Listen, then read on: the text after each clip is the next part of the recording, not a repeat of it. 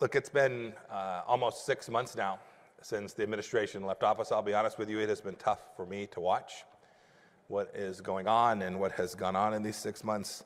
People say to me all the time, I'll bet you're glad to have that big burden lifted from your shoulders. And I have to tell you, I'm not. I wish that I was still there. I wish that I still had the opportunity to do the work that we did for 4 years, protecting and securing your freedom, protecting your rights, all of the things.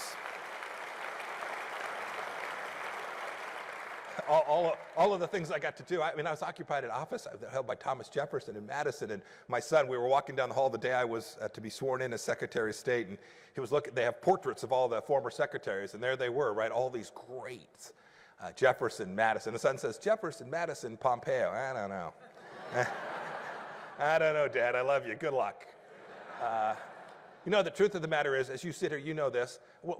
I'm not going to be them, but they create a vision, a wisdom, an inspiration for me every day to know that the American founding, the things that you all love and know, our Judeo-Christian tradition lives on. And this was the work we were engaged in. It gave me courage, too, when the New York Times wrote that I was the worst Secretary of State in history. And the Washington Post followed it up with a very similar headline.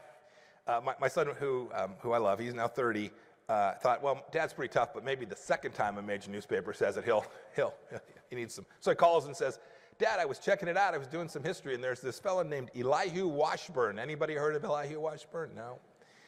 He lasted 11 days as Secretary of State. And so my son says, surely you're better than he was. Can't be. You can't be the worst.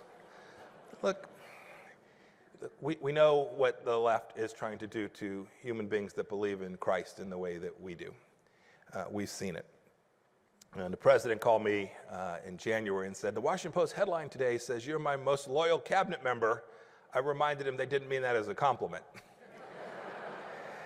And look, you're here today talking about leading with principles over politics, and I want to say something that I believe is very straightforward. You may not hear it from some other elected officials. All of the crises facing our nation today, the big challenges that we are all confronted, aren't going to be solved by any politician. It's not the way the Lord works. Our problem isn't the people affecting change, the hearts and minds, because we know only that Christ has the capacity to do that.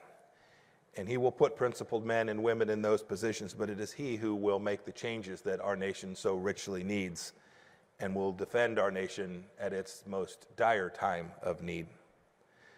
Now look, I know this, even those words I just told you, you probably wouldn't have heard them from any Secretary of State before me, Republican or Democrat.